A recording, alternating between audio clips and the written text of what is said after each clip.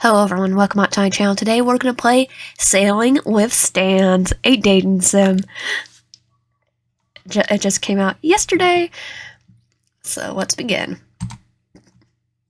Welcome, this is a demo of the demo version of the game, so the final looks are still in development. Please let us know what you think and enjoy. The soft waves of the ocean are quiet tonight. Each cold lap, a lullaby along the stand of War II. The moon allows the stars to twinkle brighter and splatter of light of differences amidst the same openness of the endless dark sea. Two brothers tidy up lazily along the deck, guided by the warm light peering through the windows of the ship's quarters. Fatigue wears on them heavily. Another long day spent discovering what other curious oddities tangled beneath the ocean's surface. That's the last of it. A yawn in response. Good, I'm hitting the hay. Night, Sixer. Night, Stanley. Ford flickers off the light as they settle in their respective beds, sighing into the warmth of the blankets.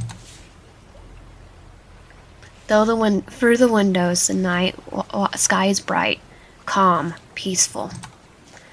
Ford pulls out his journal and pen and strains his eyes to account the day's events as Stanley snores softly, spares the long lug of the ocean waves.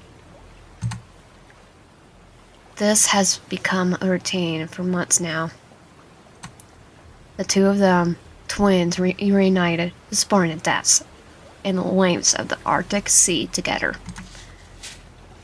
Mending old wounds, building new memories. When Ford finishes writing, he sets his journal aside and drifts to sleep. Crash. Stan falls out of the bed with a shout while Ford jumps to his feet. What in the world? There! Oh, I love the artwork. The ship shakes violently. Something's attacking us. Ford grabs a spear and runs outside, Stan scrabbling after him.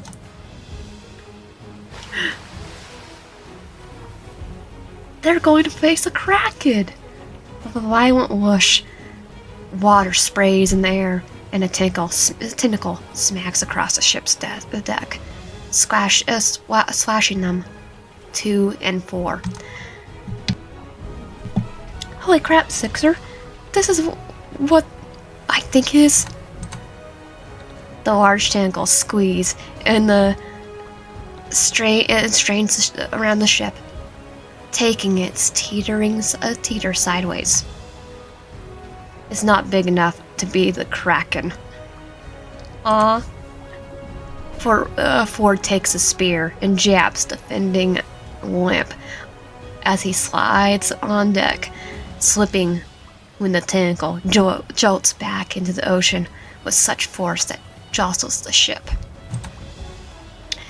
They're still thrashing in the water, tentacles spiraling into the ship until it threatens to capsize. Another limp lashes into the ship, seeing the brothers sliding along the deck. Seawater splashes all over them, soaking them. Cold bleaches their lips. Ford finds Stan's eyes as they scramble to their feet, and they share a nod. As the anomaly slashes and attacks the ship, the twins fight back with equal force. Ford slashes with his spear, and Stan punches it with any limps that come his way. Oh yeah, I can see he's ready to fight. There's an opening. A brief moment, a pause, and then Nami rises from the water, tentacles strangling around something. Water sloshing down its limbs, and the moon hales its head. Now! Ford throws the spear. The Nami moves its tentacles to cover itself, but the weapon is too sharp. It pierces right through. With a hiss, goggle cry, it flings its tentacles forward and drives into the ocean, swimming away with a trail of violent waves that kept the boat rocking. And then there's a scream. A human-like one. One that didn't come from Stan or Ford. Thud. The bars look at one another, eyes wide. I'm not hearing things, am I? Through the wavy light from the corridors, Ford spins around, searching for the source of the scream. Hello? There's blood smeared on the deck. Water splashing at their feet, and the bars follow the trail in a pile of netting and ropes, struggling beneath its tangles.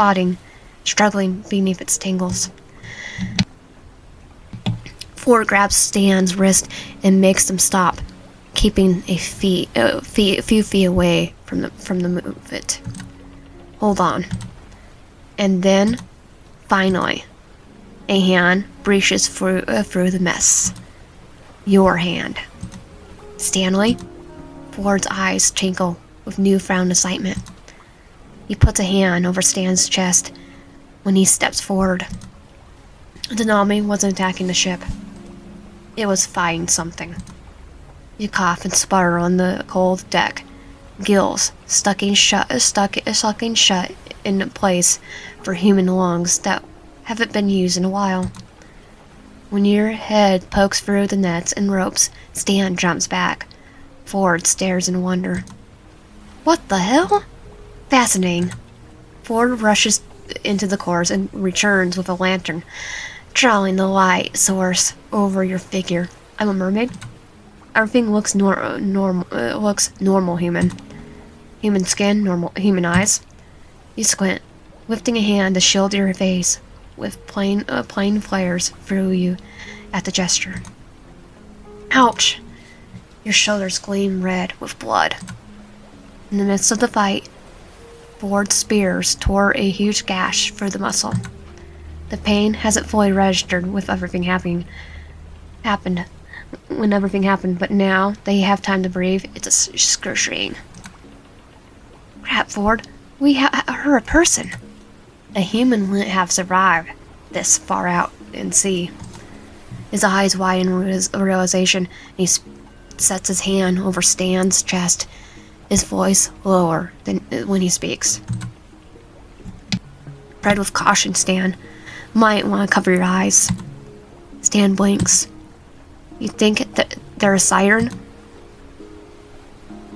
Ford kneels before you, the lantern highlighting his features. He's an older man, just like the mirror image of his shipmate.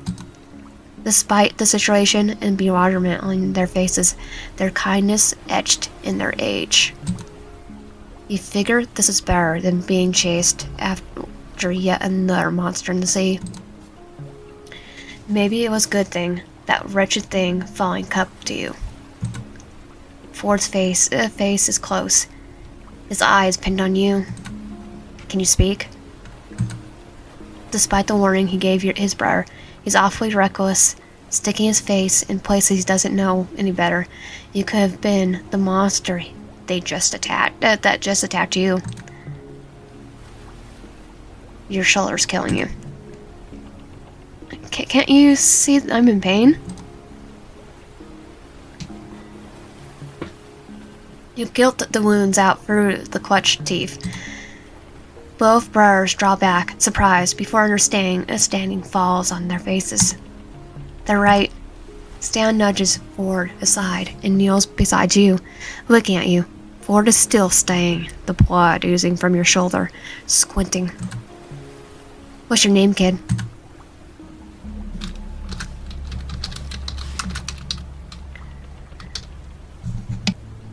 Digital Wave? He nods. I'm Stan. This is my twin brother, Ford. Ford continues his eyes as Stan frees your limbs from the tangled mess. When Stan realizes your naked state, he respectfully casts his eyes aside and rushes to get a blanket, dragging it over your cold body. Stan gives Ford a look. A little help here? Ford clears his throat and helps Stan guide you to your feet, a hand clutching around the warm blanket draped over your shoulder. Now you're stuck with me, guys. You're shivering, the cold clattering in your teeth. The deck is wet beneath your feet. We gotta get that wound checked out. How are you not... Stanley? Ford flashes a look at him. They bicker under their breath, but you're too tired to even listen. Your legs are adjusting to the task that is walking. Your feet and ankles make you stumble, relying on the help of the brothers holding you on either side. Eventually, they guide you downstairs and below the ship, where they look like the pockets of a library aside.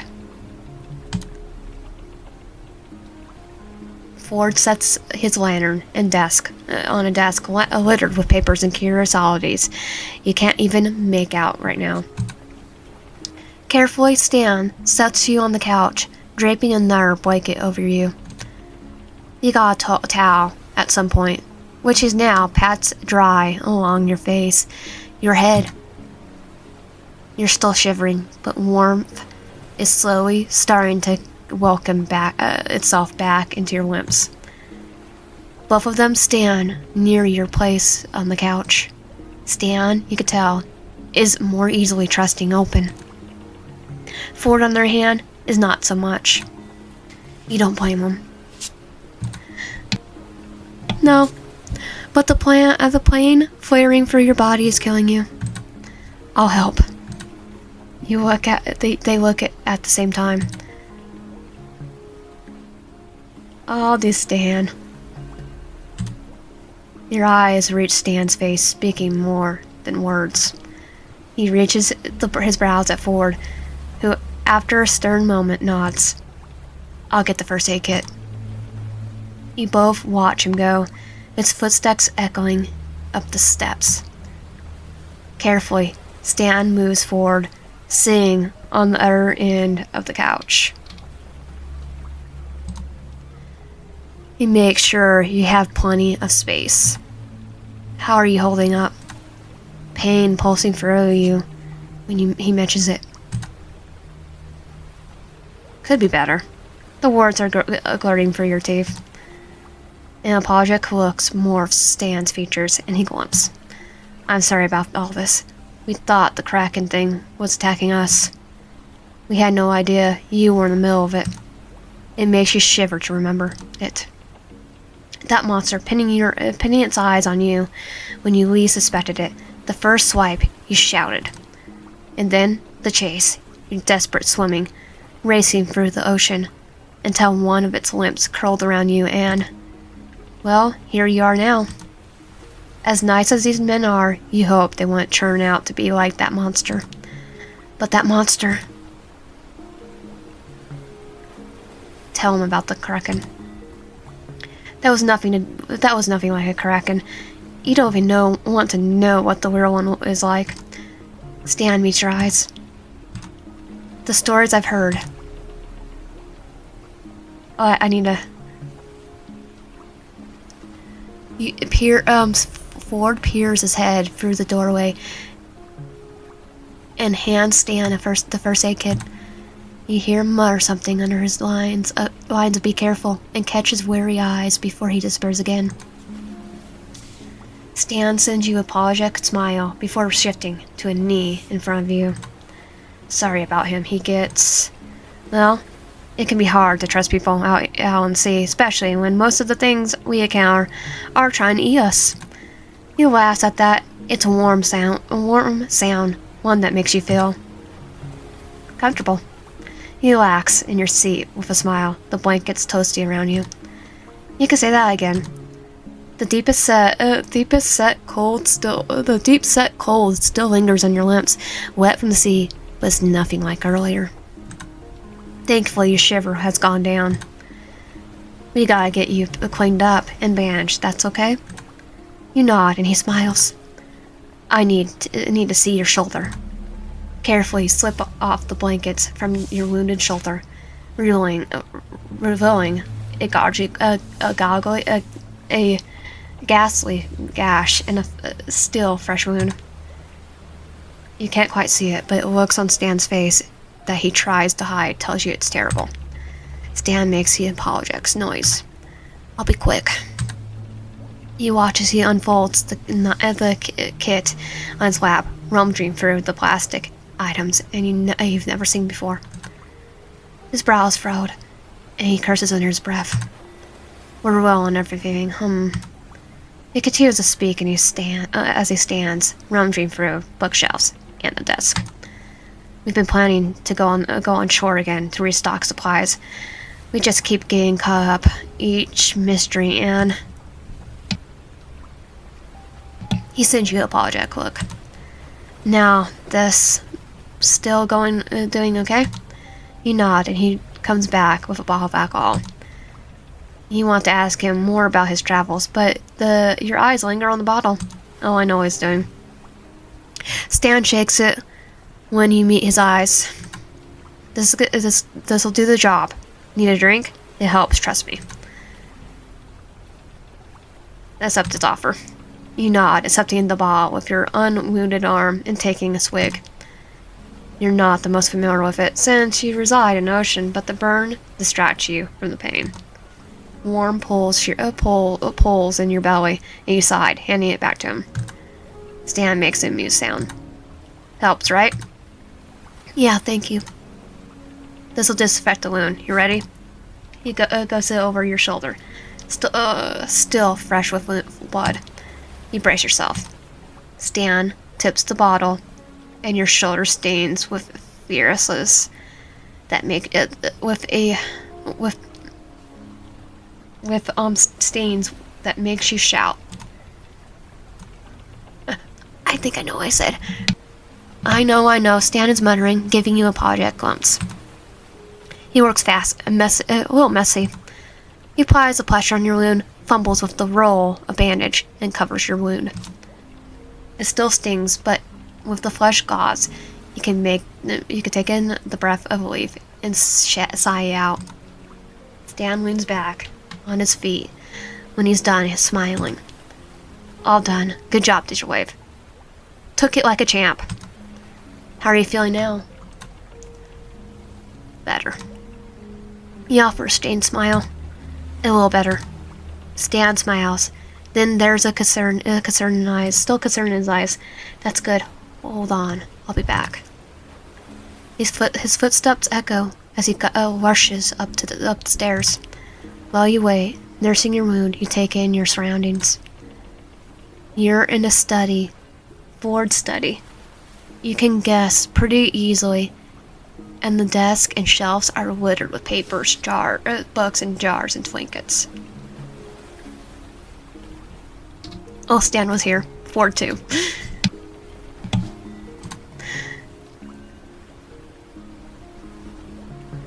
It's hard to make them out in the dimness provided by the lantern, but you swear that you see eyeballs floating around, staring at you. Here, Stan hands you a bundle of clothes. And what is that? It's a stuffed animal, white with a horn on its forehead, and white rainbow hair, a unicorn. Despite your time on land, you haven't seen this creature before. A change of clothes. Hope you don't mind. They're mine. He scratches the back of his neck, looking inside.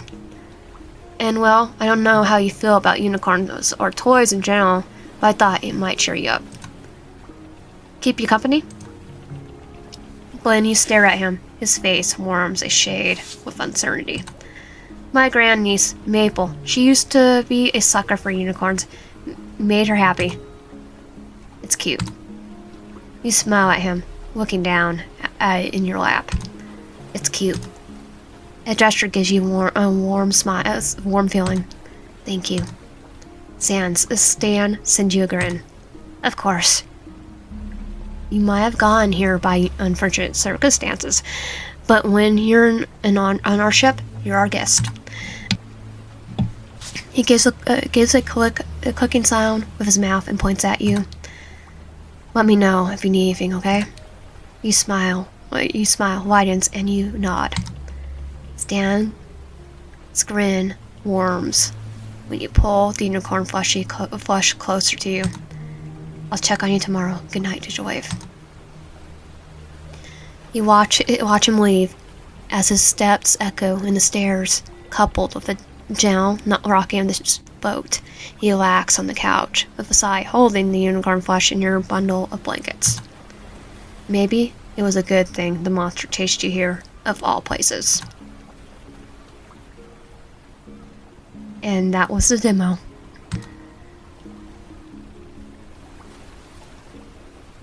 I really hope they do finish this one, because that was so cute. If you like my content, please subscribe if I do, help out, and comment down below. See you guys next time.